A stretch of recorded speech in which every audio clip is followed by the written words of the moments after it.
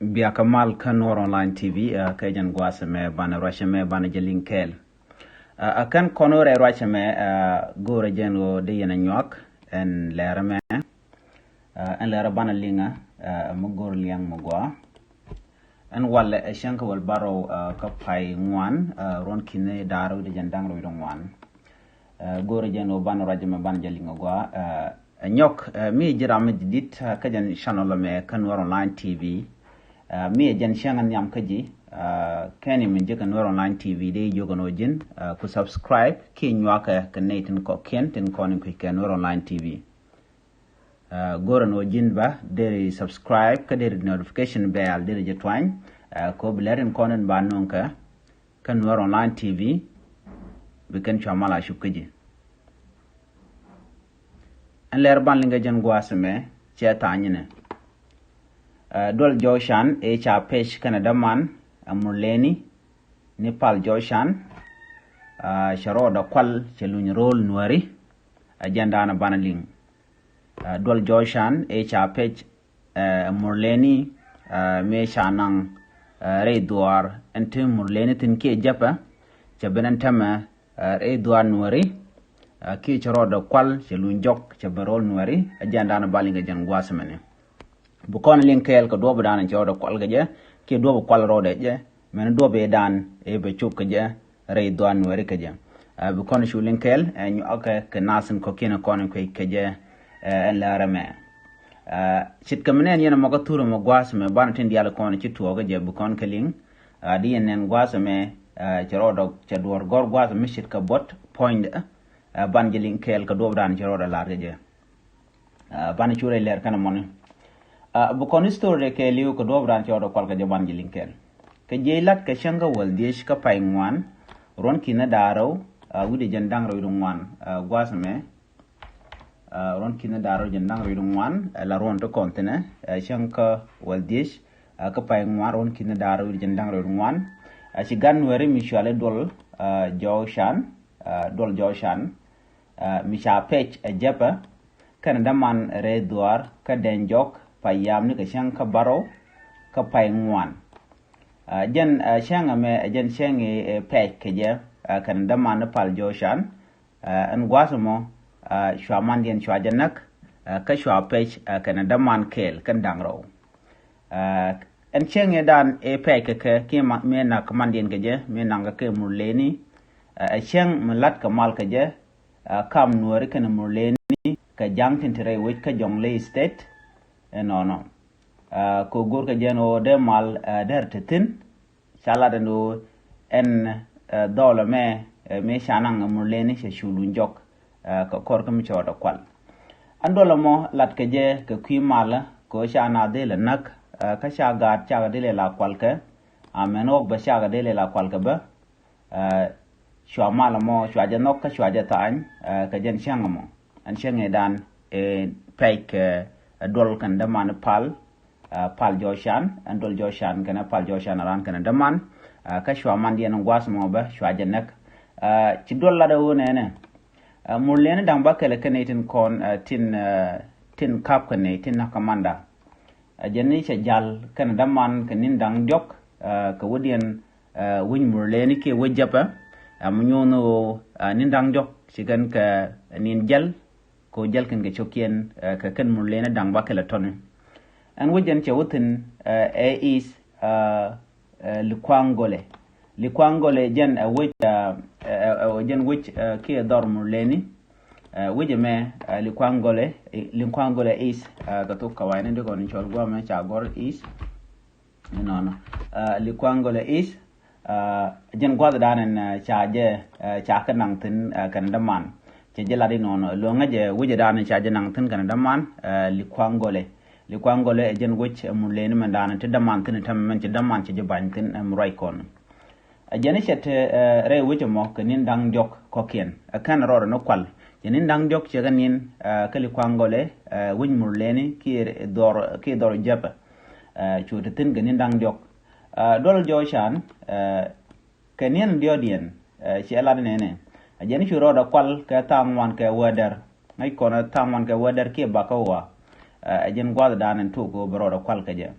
jen kwala roda ka shanka wel ngwan ka pai ngwan ron kina daro jen dangro ngwan kwala roda ka shanka wel ngwan ka pai ngwan ron kina daro uri jen dangro ngwan wech murleni ka le kwang gole mandan en chaje nangten le kwang gole jen wech murleni mandan kwala roda ten jen cha jal ka shanka liu ka wara mo men choro kwal chu jal ka shang der ke liu ka wara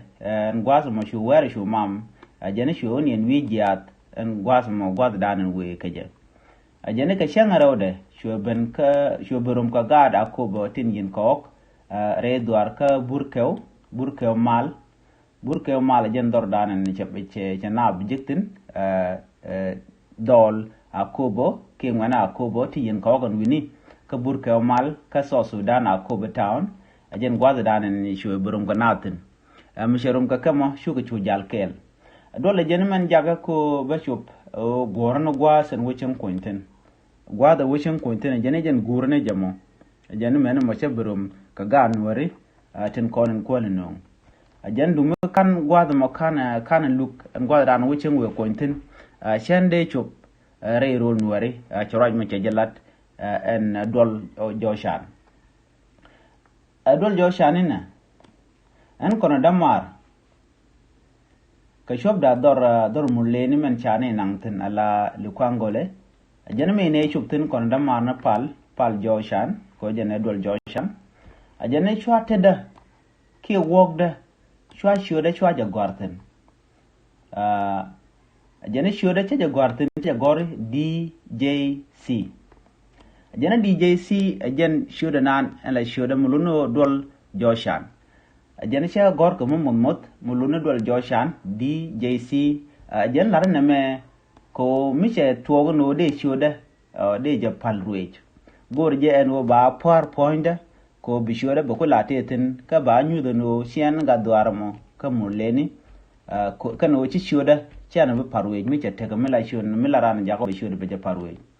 ajen je shoda no mo ja gor ala bot point mitere point di enen ka turan dana ci kon nen gwas mo kan kono ban roy gwas mo kono nen tur de shi kumen shanen won